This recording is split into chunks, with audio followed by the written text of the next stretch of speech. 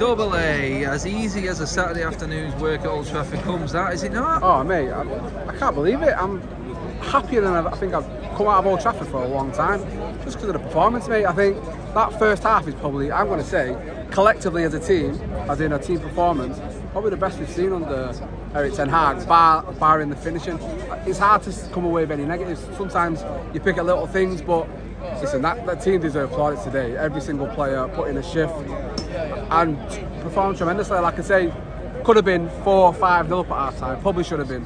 I'll say that. I mean, there's a few plaudits coming and a few plus points from what people will ask you which ones come more important. The amount of chances we created, but the press, the defensive cohesion, just the overall domination in midfield. Was it, which one of them stood out more for you today, or is it just collectively now we're coming together and putting it together as a team, like you said? It seemed like it was clicking today. Everything that he's been trying, we saw on Wednesday against Brentford with Bruno sort of more deep and dictating.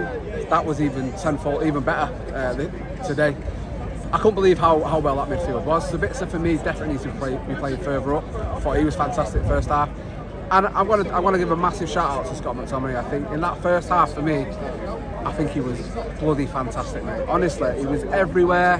He was asking for the ball. He was putting it around the corner. He was turning. He got his goal, and he fully deserved his goal. I've been ultra critical, as a lot of United fans have, of Scott McTominay, and I think what it is with him is we know he can do that, but that's always the exception to the rule because we don't see it enough. If he can do that for 5 to 10 games, we know then we've got a player, because we don't lose if he plays like that all the time, or United fans don't lose because we've got a player that can perform to that level. And I think he deserves his flowers today, because I think he was, first half especially, fantastic, and glad he got that goal. But we could have had 4 or 5 scorers, and I think coming away from Old Trafford with that win as it was, we take that into the next game now, and we try and make that the norm for this Manchester United to perform in that way, for sure.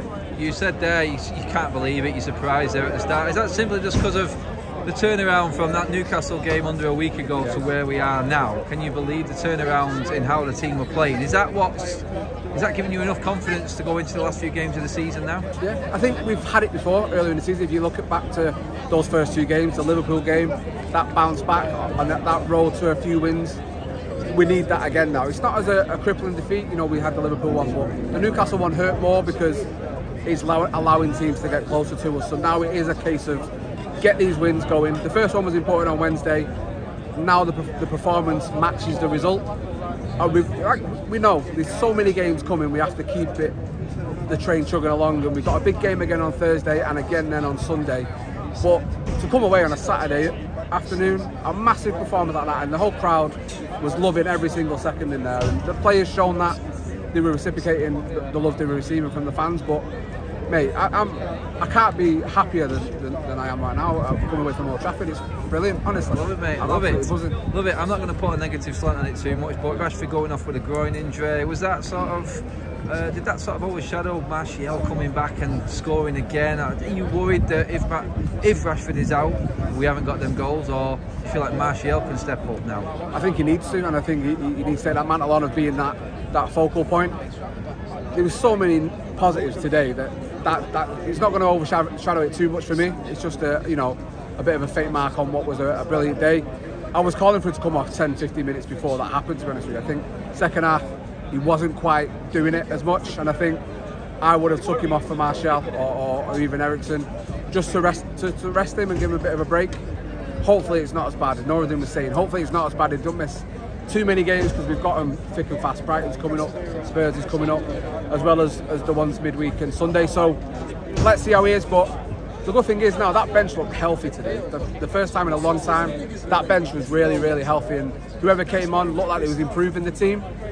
So let's hope that we're not going to miss him too much, and Martial comes in and cohesive with Anthony and Sancho, who for me deserve plaudits as well, because I think they both had solid games today. But listen, we have to just keep chugging along, and whoever comes in needs to perform, for sure. Toughest question of all before you go, Double A, man of the match? It's tricky, you know, there's 5 or 6, you know, good really good. That, it's amazing to say it, mate, and I'm struggling to think of a name. Part of me wants to give it McTominay, which would be odd, but I think as earlier was said by Norrie again, I have to go with Bruno because he was the linchpin for the whole team today. He didn't have the armband, but he was the captain, he was the leader.